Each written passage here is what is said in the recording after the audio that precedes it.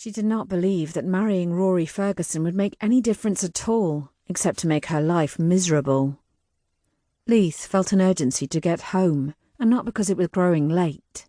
He knew that their father was well aware of the man Rory had become. Just as Leith could not understand his father's attitude toward Aimil, the prettiest and most personable of his daughters, so too was he unable to understand how their father could think of marrying her off to such a man. The more Leith thought of his favourite sibling in the hands of Rory Ferguson, the more determined he became to put a stop to the marriage. Whatever plans Leith may have begun were lost, as horsemen bearing the MacGuin colours burst upon the quiet glade. Young Arsted MacGuin wondered what young fools had so unwittingly placed themselves in the path of his raiding party's return to its lair.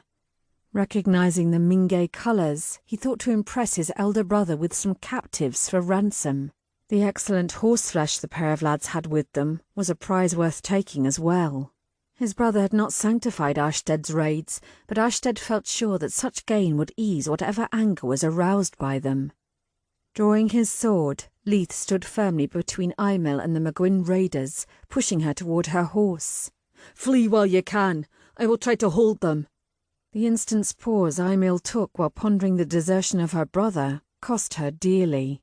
She had barely vaulted onto the back of her steed when a MacGuin was there, trying to seize her reins. He received a small booted foot in the face which sent him flying.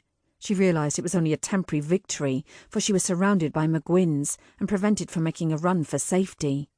She and her horse put up a valiant battle nonetheless, leaving many a MacGuin and his mount with bruises to remember.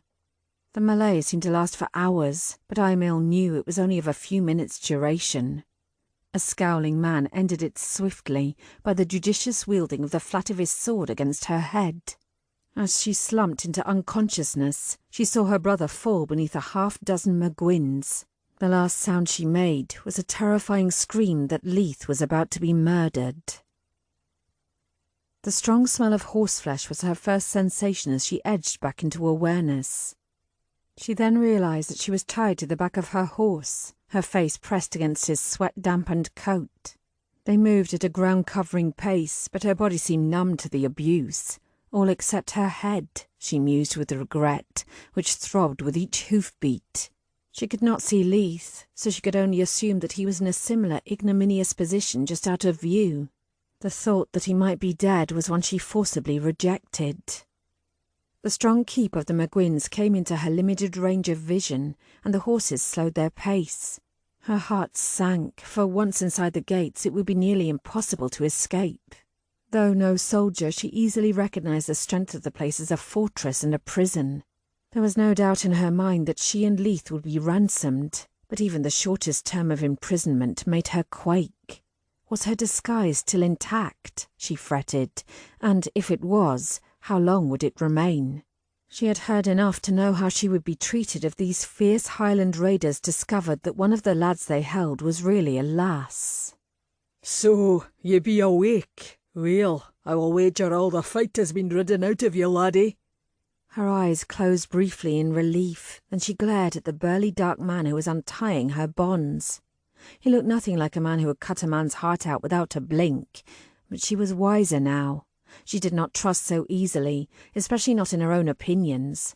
After all, she had felt that her father's love was secure, and she had been proven painfully wrong. "Here now, there isn't any use in your looking like that, me wee gilly," the man scolded jovially, as he released the last bond holding Aimil, then caught her as she slid helplessly from the broad back of Elf King. "Ye are in no state to carry out the threat in them eyes." "Put them in the dungeon, Malcolm," Arsted ordered coldly. Still supporting the weakened Aimil, Malcolm frowned. "They be only a pair of lads, and nae two healthy ones at the moment." Arsted scowled. "Those lads have sore bruised half my men, aye, and several good mounts. In the dungeon with them.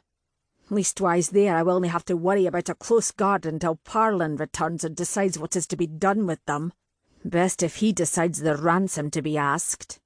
Malcolm continued to frown as he picked Aimil up in his arms, since the lad seemed too groggy to walk. He noted that the other young man needed carrying as well.